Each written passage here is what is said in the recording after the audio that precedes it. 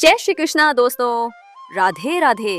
कूर्म जयंती 2026 भगवान विष्णु ने क्यों लिया कछु अवतार, रहस्य और पूरी कथा। नमस्कार दोस्तों, मैं हूँ तृप्ति गुप्ता। स्वागत है आपका आपके ही चैनल में।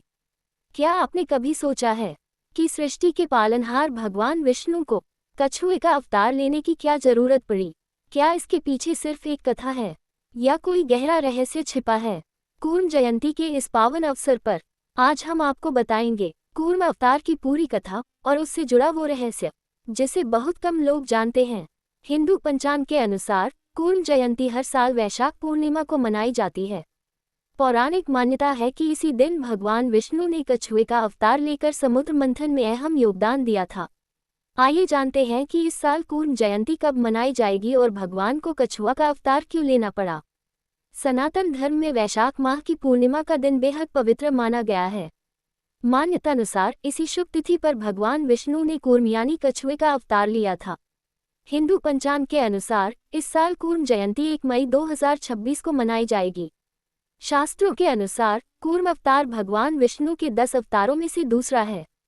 कहा जाता है कि इस दिन भगवान विष्णु ने कछुए का अवतार लेकर धरती को बचाया था। कच्छप अवतार के दौरान भगवान विष्णु ने कछुए रूप में प्रकट होकर अपनी पीठ पर पूरी पृथ्वी के भार को संतुलित कर असुरों से बचाया था। ऐसे में आइए जानते हैं इस साल कूर्म जयंती के लिए शुभ मुहूर्त क्या है, भगवान विष्णु को कछुए का अवतार क्यों लेना पड़ा और इसका क्या महत्व है। कूर्म जयंती 2026 डेट और शुभ मुहूर्त। वैदिक पंचांग की गणना के अनुसार इस वर्ष कूर्म जयंती 1 मई 2026 को मनाई जाएगी। पूर्णिमा तिथि का प्रारंभ 30 अप्रैल 2026 रात्रि 9:12 बजे से होगा।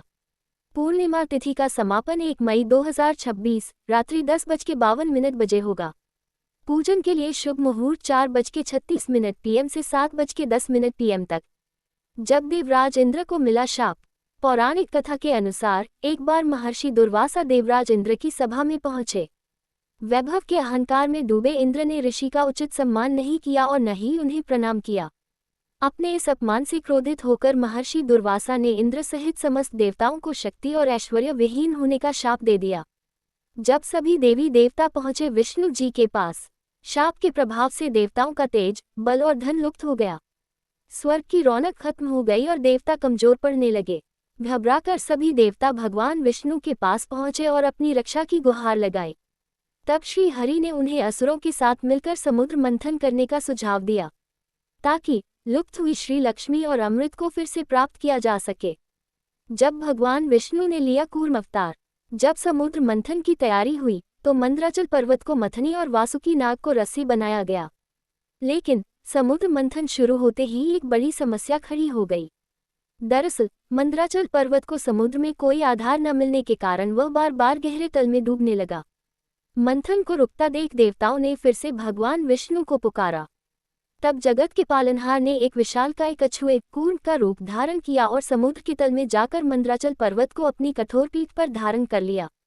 भगवान के इस विशाल आधार के कारण ही समुद्र मंथन संभव हो सका, जिससे लक्ष्मी जी प्रकट हुई और देवताओं को अमृत व खोई हुई शक्तियां फिर से प्राप्त हुईं। कूर्म अवतार का रहस्य। तभी भगवान विष्णु ने कछुए का रूप धारण किया। उन्होंने अपनी पीठ पर पूरे मंदराचल पर्वत को संभाल लिया।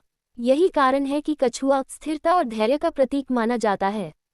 रहस्य। कूर्म अवतार हमें सिखाता है कि जीवन में बड़े लक्ष्य पाने के लिए हमें धैर्य और संतुलन बनाए रखना चाहिए। कूर्म अवतार का आध्यात्मिक संदेश। यह अवतार सिर्फ एक कथा नहीं, बल्कि एक गहरा संदेश है। कठिन समय में स्थिर रहें, धैर्य रखें और अपने लक्ष्य पर टिके रहें, तभी जीवन में अमृत यानी सफलता मिलती है। तो ये थी कूर्म जयंती और कूर्म अवतार की पूरी कथा। अगर आपको ये ज्ञानवर्धक कहानी पसंद आए हो तो वीडियो को लाइक करें और ऐसे ही धार्मिक और रहस्यमयी वीडियोस के लिए चैनल को सब्सक्राइब करना ना भूलें।